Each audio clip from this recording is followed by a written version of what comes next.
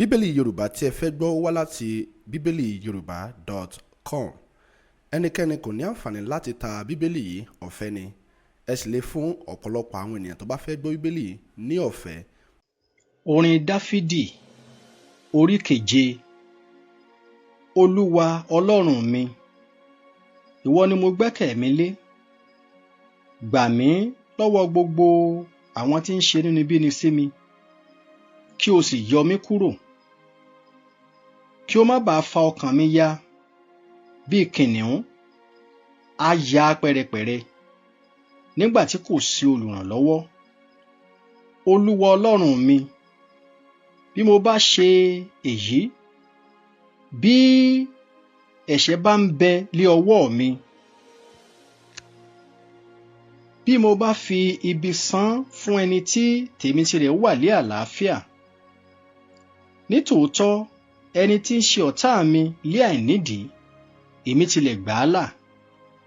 Jẹ́ kí ọ̀tá kí ó ṣe inúnibíni sí ọkàn mi, kí ó sì mú un, kí ó tẹ ẹ̀mí mi mọ́lẹ̀, kí ó sì fi ọlá mi lé inú ekuru.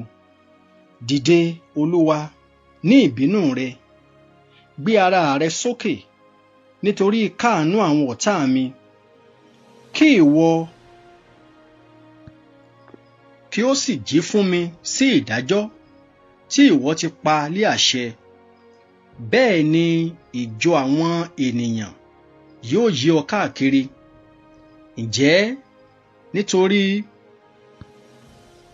wọn ìwọ padà sí òkè?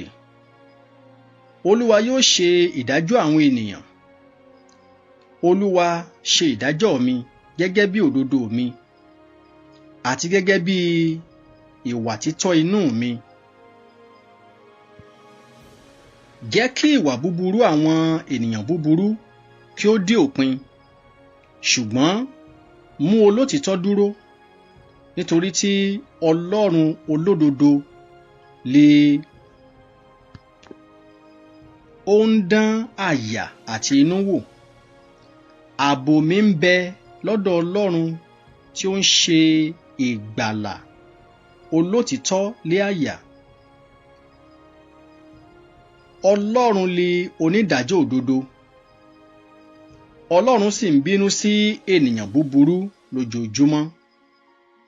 Bí òun kò bá yí padà, yóò sì pọ́n idà rẹ̀ mú.